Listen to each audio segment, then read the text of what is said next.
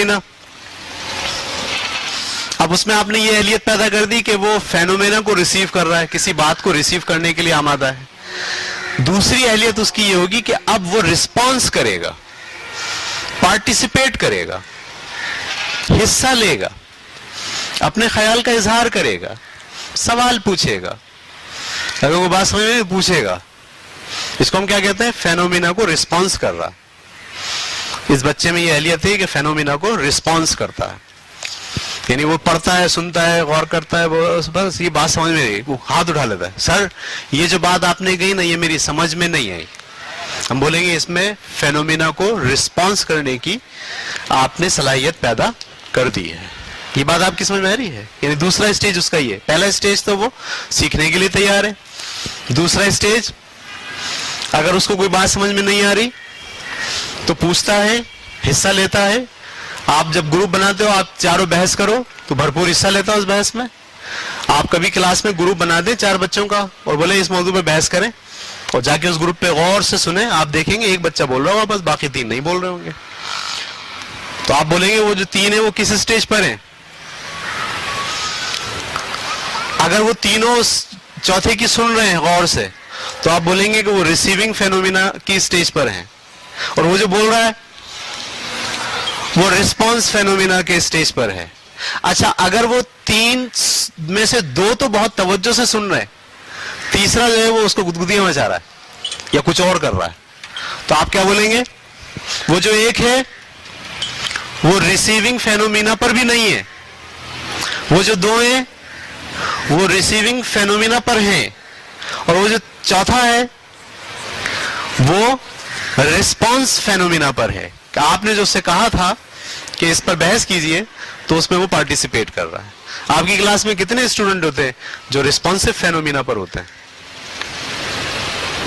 बहुत बड़ा सवालिया निशान है। आप जब भी कोई सवाल उठाते हैं, 2 बच्चे होते हैं क्लास में, ये 3 होते हैं, बस वही रिस्पॉन्स करते हैं, वही आपकी बात में हिस्सा लेते हैं, वही जवाब देते हैं, और आप थोड़े दिनों बाद क्या होता है उन्हीं से पूछते हो, सवाल भी जवाब करते हो उनसे ही करते हो। कोई जवाब चाहिए होता तो उस दूसरे बच्चे को इन्वॉल्व नहीं करते, उसी को इन्वॉल्व करते हो। नतीजा क्या निकलता है? वो मजीद रिस्पॉन्सिव हो जाता है, और बाकी सारे जो है वो या तो सिर्फ और सिर्फ रिसीविंग फेनोमेना की स्टेज पर अटक कर रह जाते हैं, या फिर वो थोड़े दिनों बाद उससे भी नीचे आ जाते हैं। ये बात क्लियर हो गई आपको? अच्छा जी, ये बातें आप खुद पढ़िएगा, मेरे पास वक्त कम है, वरना मैं सब एक लाइन टू लाइन आपको पढ़ के सुनाता। उसके बाद वैल्यूइंग, ठीक है? वैल्यूइंग का मतलब द वर्थ और value a person attach to particular object, phenomena और बिहेवियर। यानी जो तीसरा स्टेज जो बच्चे का बनता है वो बनता है कि जिस फेनोमेना को वो रिसीव कर रहा है, जिसको वो पार्टिसिपेट कर रहा है, अब वो उसको वैल्यू भी दे रहा है, अहमियत दे रहा है। वो कह रहा वाओ क्या चीज पड़ी है। यानी एक तो ये था ना कि वो बातचीत कर रहा है, बोल रहा है, एक चीज ये कि उसको उसकी वैल्यू का अंदाजा होना शुरू हो गया है, ठीक है? यानी वैल्यू बननी उसके ध्यान में लग गई है, मेरे लिए मुफीद है, ये मेरे लिए मुफीद नहीं है, जजमेंट शुरू हो गई है उसकी। सही है? यानी वो खुद से, मैं मिसाल देता हूं, मैं बच्चों को पढ़ा रहा हूं, फर्ज कीजिए हमदर्दी, हमारे कैरेक्टर बिल्डिंग में हमने बच्चों को सिखाया हमदर्दी। हमदर्दी का मतलब हमने कहा भाई देखो 2 स्टेज होते हैं हमदर्दी के, एक ये कि आपको दूसरे का एहसास हो जाए, और दूसरा स्टेज ये होता है कि आप उसकी मदद करने के लिए अमली काम करें। ये 2 स्टेज होंगे तो हमदर्दी होगी। हमदर्दी का मतलब ये नहीं कि मुझे बहुत हमदर्दी है आपसे लेकिन करूं कुछ नहीं, दूसरे का दर्द महसूस करें, सही है, और महसूस करने के बाद अमली तौर पर उसके लिए कुछ करें। अब ये मैं बच्चों को पढ़ा रहा, अब उनमें से एक बच्चा जो है ना वो कहता है यार, बाहर आके बच्चों से कहता क्या बात पढ़ी आज हमने, और जो है ना मैं सर की बात से 100% मुत्तफिक हूं, और ये जो बात सर ने बताई है मेरी जिंदगी में एक इनकलाब पैदा कर देगी, मेरे अंदर तब्दीली। ये क्या है? ये है वैल्यू, कि उसने अब पार्टिसिपेशन भी किया है, उसने रिसीव भी कर लिया है, और अब उसको वो वैल्यू दे रहा है। वो उसने अपने अंदर जो वैल्यू सिस्टम बना रहा है ना, वो हर बच्चा अपने अंदर वैल्यू सिस्टम जनरेट करता है। मैं आइंदा झूठ नहीं बोलूंगा, میں لوگوں کے ساتھ اچھا سلوک کروں گا, میں امی کا کہنا مانوں گا, 2-4 بار وہ نہیں مانتا پھر وہ بولتا ہے نہیں مانوں گا, وہ ویلیو سسٹم بنا رہا ہوتا ہے. تو تیسرا اسٹیج اس بچے کا وہ ہوتا ہے کہ وہ آپ کے اس فینومینا کو اپنے ویلیو سسٹم میں جگہ دے دیتا ہے. سمجھ میں آ رہی بات؟ یہ بہت امپورٹنٹ, یاد رکھیے گا کہ میں یہ کلاس کیوں لے رہا ہوں, میرا ایک اندر کا ایک ویلیو سسٹم ہے جو مجھے مجبور کرتا ہے کہ بھئی آپ کو جو ہے نا اپنی سوسائٹی کے لوگوں کے ساتھ مل کر کچھ کرنا چاہیے. یہ ویلیو سسٹم میں نے کہیں بنایا ہوگا اپنے اندر, یہ ویلیو سسٹم مجھے آمادہ کرتا ہے کام کرنے پہ. تو تیسرا اسٹیج بچہ پہنچ جاتا ہے اس جگہ پر کہ وہ کسی فینومینا کو اپنے ویلیو سسٹم کے طور پر ایکسپٹ کر لیتا ہے, اخلاقی قدرے بنا لیتا اس کو, اس بات کو. Is it clear? ایسے بچے ہوں ہمارے پاس جن کے ویلیو سسٹم جنریٹ ہوئے ہوئے ہو اور آپ ان کو پڑھا رہے ہو, کتنا مزہ آئے گا؟ ہاں مزہ آئے گا. آپ کلاس میں نہیں ہو تو کلاس پھر بھی چلے گی, ان کے ویلیو سسٹم بہت اچھے ہیں, ان کو پتہ ہم پڑھنا ہے, ہمارا مقصد سیکھنا ہے. آج سر نہیں ہے کوئی بات نہیں, ہم خود مینیج کرتے ہیں, پچھلی چیز ریپیٹ کرتے ہیں. انٹرنل کام ہوگا کیریکٹر کے لیے یا ایکسٹرنل ہوگا؟ انٹرنل ہوگا. میں یہ میری بڑی بحث ہوتی ہے اس پہ. کچھ لوگ کہتے ہیں نہیں ایکسٹرنل ہوگا, آپ کو اوپر سے بچوں کو چینج کرنا, اوپر سے چینج ہو جائیں گے بچے. بھائی بلوم کہہ رہا ہے آپ کو بیہیویئر بدلنا ہے تو اس کو ویلیو سسٹم تک لے جانا ہوگا.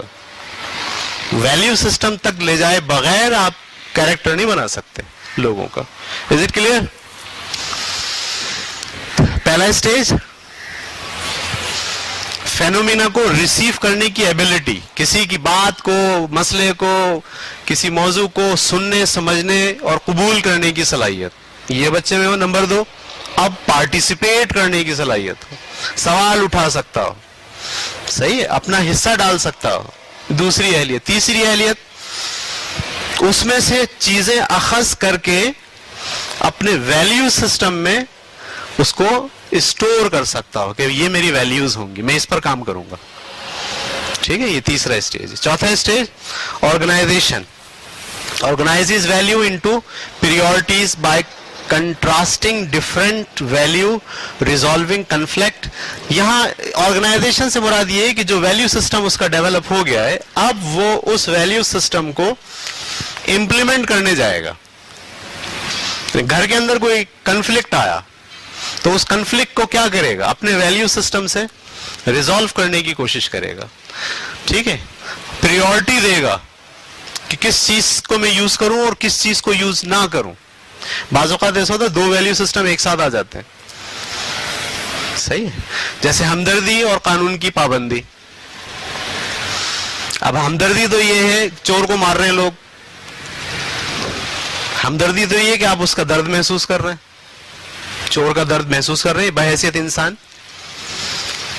اور ہمدردی کا دوسرا پارٹ یہ کہ اس کے لیے اب آپ کچھ کریں. یہ بھی سیکھا تھا, یہ ویلیو سسٹم بنا لیا تھا بچے نے اپنا. ویلیو سسٹم یہ بھی بنایا تھا کہ قانون کی پابندی بہت ضروری ہے, ورنہ جنگل کا قانون ہوگا تو لوگ ایک دوسرے کو مار رہے ہوں گے. یہ بھی ویلیو سسٹم اس نے ایکسپٹ کر لیا تھا. اب چور کی پٹائی ہو رہی ہے, دونوں ویلیو سسٹم ہے. اب وہ کیا کرے گا؟ پریورٹی دے گا نا کسی ایک ویلیو سسٹم کو, ورنہ وہ پاگل ہو جائے گا, بولے میں کروں تو کیا کروں, کہاں پھنس گیا میں. تو یہ جو آرگنائزیشن کا لفظ استعمال کیا, اس کا مطلب یہ کہ جو ویلیو سسٹم اس کے پاس ہے وہ اسے آرگنائز کرے گا کہ مجھے کون سا ویلیو سسٹم کسی مسئلے کو حل کرنے کے لیے کب استعمال کرنا ہے. ایک ہی ڈنڈے سے سب کو نہیں ہانکے گا. ہمارے یہاں یہ بڑا مسئلہ ہے. صحیح, میں نے حدیث پڑھی جو نماز نہیں پڑھتا وہ کافر ہے. ایک جگہ یہ پڑھ لی, یہ اپنے اندر ڈال لیا. پھر لکھا کافر کی سزا یہ جو نماز نہیں پڑھے اس کو 100 کوڑے مارو. مثال ہے, کہیں یہ پڑھ لیا, یہ بھی ڈال لیا. اب جو نماز نہیں پڑھ رہا میں نے نکال لیا کوڑا اور دے دنادن مارنا شروع کر دیا. میں اس یہ کیا ہوا بھائی, میرا تو یہ ویلیو سسٹم ہے, میں نے تو یہ سیکھا ہے. سمجھ میں آ رہی بات؟ تو بات یہ نہیں ہے کہ ویلیو سسٹم آپ کو سارا ہی پریکٹس کرنا ہے, نہیں, اسے کیا کرنا ہے؟ آرگنائز کرنا ہے. اس کے بارے میں آپ کو یہ فیصلہ کرنا ہے کہ اس میں پریورٹی کس کو دی جائے, کس پر عمل پہلے کیا جائے, کس کو بعد کے لیے رکھا جائے. ایٹیچیوڈ اور بیہیویئر میں یہ بہت بڑا رول ہے. ہمارے ہاں بہت یہ ہوتا ہے, لیکن اس اسٹیج پر لوگ جو ہے وہ ڈگمگا جاتے ہیں, آرگنائز نہیں کر پاتے. وہ ہر چیز کو اپنے لحاظ سے سوچتے ہیں اور کہتے ہیں ٹھیک ہے کرو, لیکن بعض اوقات اس کا نتیجہ کیا نکلتا ہے؟ غلط. کیوں؟ کیونکہ آرگنائزڈ انداز سے آپ نے اپنے ویلیو سسٹم کو مسائل حل کرنے کے لیے استعمال نہیں کیا. یہ بات کلیئر ہو کہ میرے خواہش تھی کہ میں ایک لائن پڑھ کے آپ کو سناتا, لیکن یہ کہ اس میں ایگزامپل اور کی ورڈز وغیرہ سب لکھے ہوئے ہیں, ٹائم کی کمی کی وجہ سے میں اس کو بہت تیزی سے آپ کو سنا دے رہا ہوں. اس کے بعد آخری جو اسٹیج ہوتا ہے وہ انٹرنلائز ویلیو. یہ انٹرنلائز ویلیو کا مطلب یہ ہے کہ اب آپ ان 4 اسٹیجز سے گزر کے آپ کیریکٹرائزیشن کے مرحلے سے واقف ہو گئے اور آپ کی عادت میں شامل ہو گیا کیریکٹر. صحیح ہے؟ دیکھیے, ایک ہوتا ہے بار بار کے تجربے سے وہ آپ کی عادت بن جاتی ہے اور فطرت بن جاتی ہے.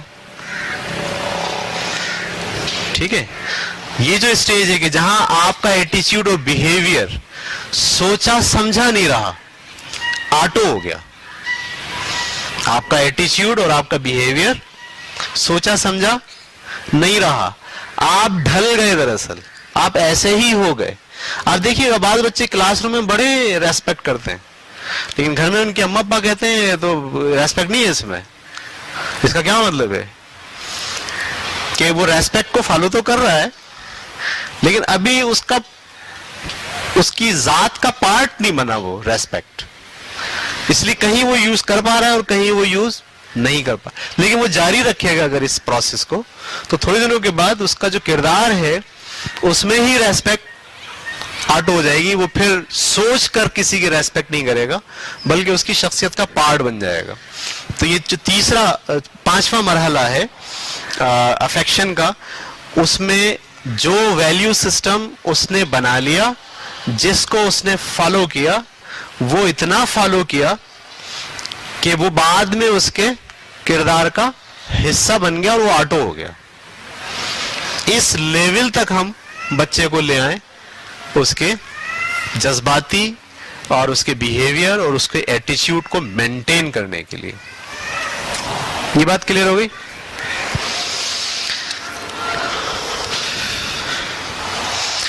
تو ہم نے دوسرا ڈومین پڑھ لیا. آئیے اس کو دوبارہ دیکھتے ہیں.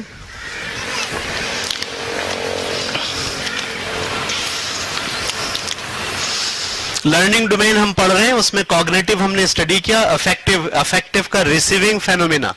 آپ جانتے ہیں اس کے بارے میں ریسیونگ فینومینا کیا ہوتا ہے؟ گڈ. کیا آپ جانتے ہیں ریسپونڈ ٹو فینومینا سے کیا مراد ہے یا نہیں؟ گڈ. صرف جانتے, پوچھ نہیں رہا, اگر پوچھوں گا تو میری ذمہ داری ہے. میں نے کمپریہینڈ کہاں کرایا, میں تو صرف ابھی اب یہ آپ کی ذمہ داری ہے کہ کمپریہینڈ آپ کریں گے. Is it clear? اگر آج آپ نے مجھ سے سیکھی ہے یہ بات اور آپ گھر پہ جا کے اس پیپر کو رکھ دیں گے اور رکھنے کے بعد اگلے ہفتے پھر آئیں گے, تو اس کا مطلب یہ ہے کہ آپ نے اس کو کمپریہینڈ نہیں کیا. آپ اس کو کمپریہینڈ کیسے کریں؟ اس کو پڑھیں, اس پہ سوچیں, اس پہ غور کریں, کلاس روم میں جائیں, اس کو امپلیمنٹ کریں, بچوں پر ٹیسٹ کریں.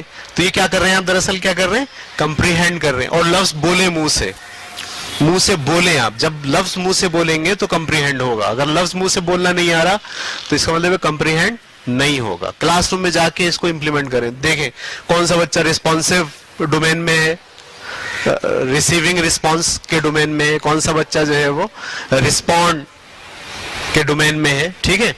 اور تیسرا ڈومین کون سا تھا؟ ویلیو. ویلیو کا مطلب یہ ہے کہ وہ اس میں سے نکال لیتا ہے وہ چیز جس کو اس نے فیصلہ کرنا ہے کہ وہ آئندہ بھی اس کو فالو کرے گا, وہ اپنی ویلیو سسٹم کا پارٹ بنا دیتا ہے. اور چوتھی چیز کیا تھی؟ آرگنائزیشن. آرگنائزیشن کا مطلب یہ ہے کہ جو ویلیو سسٹم اس کے پاس موجود ہے وہ اس کو جب یوز کرنے جاتا ہے تو وہ پریورٹی دیتا ہے, سب کو ایک ساتھ یوز نہیں کرتا, وہ سوچ سمجھ کے یوز کرتا ہے.